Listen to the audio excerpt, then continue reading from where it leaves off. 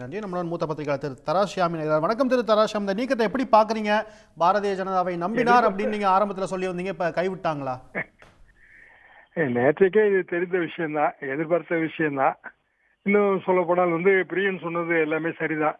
உடனடியாக கட்சி இவர்கள் பின்னால் போகாது, அது கண்டிப்பாக எடப்பாடி பின்னால் தான் இருக்கும். காரணம் இரட்டை இலை சின்னம், பாரதிய ஜனதா கூட்டணி. அதை தவிர்த்து இதை பார்த்தால் எடப்பாடி பழனிசாமிக்கு வேறு வழி இல்லை. ஏனென்றால் ஓபிஎஸ் அவர்கள் ஒரு லிட்டிகண்ட். அதிமுக உரிமை சம்பந்தமான வழக்குகளிலே அவர் ஒரு மனுதாரர், வழக்காடி. அப்படி என்றால் இதை இப்படியே விட்டுவிட்டால் நாளைக்கு அவர்கள் வாதம் வைக்கும் போது ஓபிஎஸ் அவர்கள் எல்லோருடையும் இணக்கமாகத்தான் இருக்கிறார், செங்கோட்டையன் அவரும் சேர்ந்துதான் நிகழ்ச்சிகளிலே கலந்து கொள்கிறார்கள், அவர் இன்னமும் அதிமுக தான், இப்படியான வாதங்களைத்தான் எந்த வழக்கறிஞரும் வைப்பார். எனவே செங்கோட்டையனை நீக்கினால்தான் எடப்பாடி பழனிசாமி அவர்கள் கட்சி விரோத நடவடிக்கையில் ஈடுபட்டவர்கள் யாராக இருந்தாலும் நாங்கள் கட்சியை விட்டு நீக்கி இருக்கிறோம் என்று சொல்ல முடியும். அதிமுகவின் உண்மையான அமைப்பு விதிகளின்படி ஒரு நோட்டீஸ் கொடுக்க வேண்டும். அது நோட்டீஸ் கொடுத்தார்களா இல்லையா என்று தெரியவில்லை. நோட்டீஸ் கொடுப்பதற்கான அந்த நேரமும் இல்லை. எனவே கண்டிப்பாக செங்கோட்டையன் அவர்கள் இதற்கு வழக்கு போடுவார். என்னை நீக்கியது செல்லாது, கட்சியின் அமைப்பு சட்டப்படி விதிகளின்படி எனது நீக்கம் என்பது அவரது அதிகாரத்துக்கு அப்பாற்பட்டது, நான் அமைப்பு செயலாளர், பொதுக்குழு உறுப்பினர், பொதுக்குழு தான் என்னை நீக்க முடியும், பொதுக்குழு எங்கே கூட்டப்பட்டது, இதெல்லாம் அவர் வைக்கக்கூடிய வாதம். முடிவெல்லாம் உடனடியாக கிடைக்க போவதே இல்லை. ஒரு இடைக்கால தடை கேட்பார் என்றுதான் நான் நினைக்கிறேன். மற்றபடி அரசியலில் இது என்ன விளைவுகளை ஏற்படுத்தும்? 3 பேர் ஒன்றாக இருப்பார்கள். திருமதி சசிகலா அவர்கள் ஆதரவு அதற்கு இருக்கும்.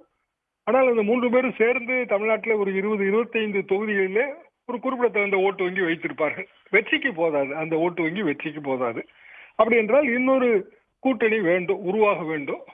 விஜய் தலைமையிலான ஒரே ஒரு கட்சி தான் இப்போதைக்கு மிச்சம் இருக்கிற கட்சி. விஜய் விருப்பம் என்ன என்று யாருக்கும் தெரியாது. அப்படி என்றால் இதுல திமுகவுக்கு என்ன லாபம் கிடைக்கும்? திமுகவுக்கு எதிரான ஓட்டு வங்கி பிளவுபடும். 4 அணிகள் என்று நமக்கே தெரிகிறது. இன்னொரு கூட்டணி உருவாகாவிட்டால் இது 5வது அணியாகத்தான் மாறும். இந்த 3 அணியே ஒரு 5வது அணியாக மாறும். திமுகவுக்கு எதிரான வாக்கு வங்கி மேலும் பிளவுபடும். திமுகவுக்கான அதில் அரசியல் லாபமாக கூட அது முடிவதற்கான வாய்ப்பு இருப்பதாகத்தான் நான் நினைக்கிறேன். தமிழ்நாடு அரசியலிலே இது பாரதூரமான விளைவுகளை ஏற்படுத்தக்கூடியதுதான்.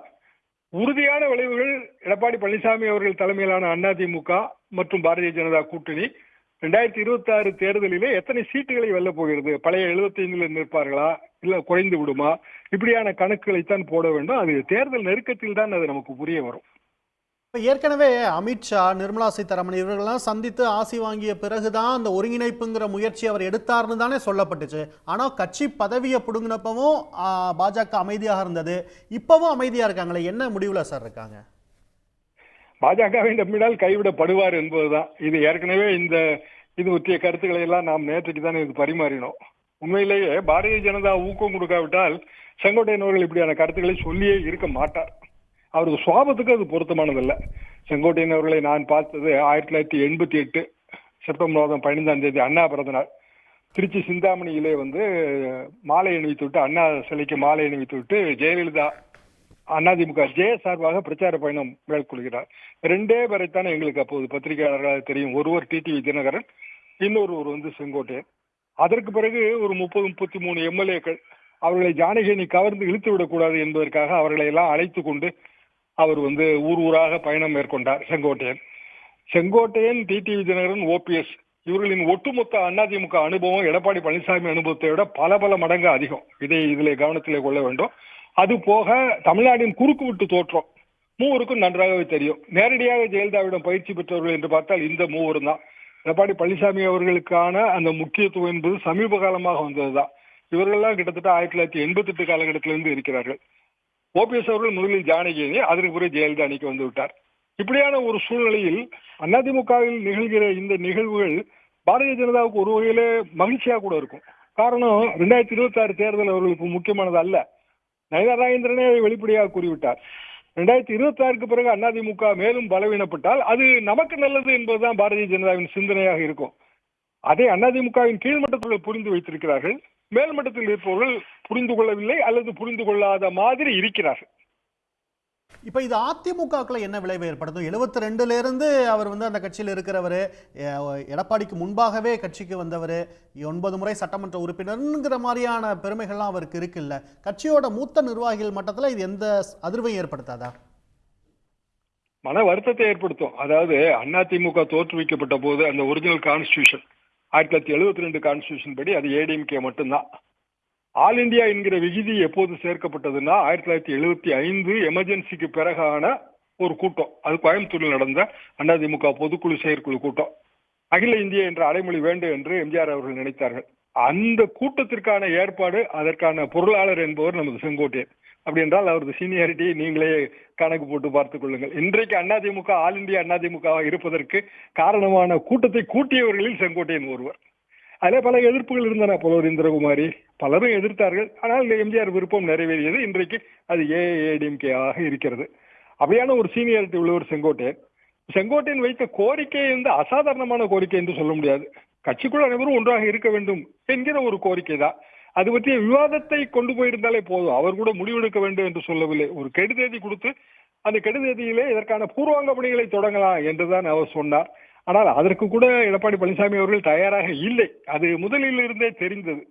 எனவே இது தமிழ்நாடு பிஜேபி விளையாடுவதற்கு ஏற்ற களமாக மாற்றுவது என்று முதலிலே கணக்கு போட்டு விட்டார்கள். அதனால்தான் செங்கோட்டையனை அழைத்து பேசி அதற்கு பிறகு அவரை கைவிட்டு மேலும் மேலும் அந்த பிரச்சனையை வளர்த்தது எல்லாமே பாரதிய ஜனதா என்பதுதான் எனது கருத்து. இப்ப இதுல செங்கோட்டையன் முன்பு இருக்கக்கூடிய வாய்ப்புகள் என்ன நீங்க பாக்குறீங்க? வழக்காடியா மாறலாம் அப்படிங்கிற ஒரு வாய்ப்பை சொல்றீங்க. இப்ப ஓபிஎஸ் வச்சிருக்கக்கூடிய அந்த தொண்டர் உரிமை மீட்பு அந்த இயக்கத்துல போய் ஜாயின் பண்ணுவாரா? எப்படி இருக்கும் அடுத்த பயணம் அவருடையது? தொண்டர் உரிமை மீட்பு குழு என்பது அது இயக்கம் என்று சொன்னாலும் அது கட்சியாக மாறாது. இன்றைய தேதிக்கு அமமுக மட்டும்தான். அவர்களுக்கு ஒரு சின்னம் இருக்கிறது, தேர்தலில் போட்டியிட்ட அனுபவம் எல்லாம் இருக்கிறது. விஜய் தலைமையை ஏற்றுக்கொள்ள தயார் என்று கூட திரு டிடி தினகரன் அவர்கள் கூறிவிட்டார்கள். ஓபிஎஸ் இன்னமும் அந்த மாதிரியான சிந்தனையை வெளிப்படுத்தவில்லை, செங்கோட்டையனும் வெளிப்படுத்தவில்லை. ஆக இவர்கள் இணை சேர்ந்து ஆங்காங்கே கூட்டங்களை போட்டு மீண்டும் மீண்டும் எடப்பாடி பழனிசாமியின் தலைமையை கேள்விக்குரியதாக மாற்றலாம். நேரடியாக அதனால் பயன் எதுவும் இல்லை. கட்சியா துவங்கி கட்சியை பதிவு செய்து அதற்கான அந்த மேண்டேட்டரி பீரியட் கூட அது இல்லை. காரணம், நீங்கள் அந்த பதிவை கொடுத்தாலே கூட தேர்தல் ஆணையம் இப்போது இருக்கிற நிலைமையில் அதை ஏற்றுக்கொள்ளுமா என்பதெல்லாம் ரொம்ப ரொம்ப சந்தேகம். வழக்காடுவது ஒன்றுதான் ஒரே வழி. தேர்தல் ஆணையத்திற்கு போய் ஒரு மனுவை கொடுத்தால் ஒரு லாபம் இருக்கிறது. அதிமுகவின் ஒரு போட்டி குழு என்று ஏதாவது ஒரு பெயர் கொடுப்பதற்கான ஒரு வழி இருக்கிறது. அதை தாண்டி செங்கோட்டையனுக்கு வேறு வழி இல்லை. வழக்காடலாம், தடை கேட்கலாம், சிவில் வழக்கை தொடர்ந்து நடத்தலாம், தேர்தல் ஆணையத்தில் மனு போடலாம். இதை தாண்டி வேறு வழி இல்லை. உடனுக்குடன் செய்திகளை தெரிந்து கொள்ள சன் நியூஸ் பெல் ஐகானை கிளிக் பண்ணுங்க.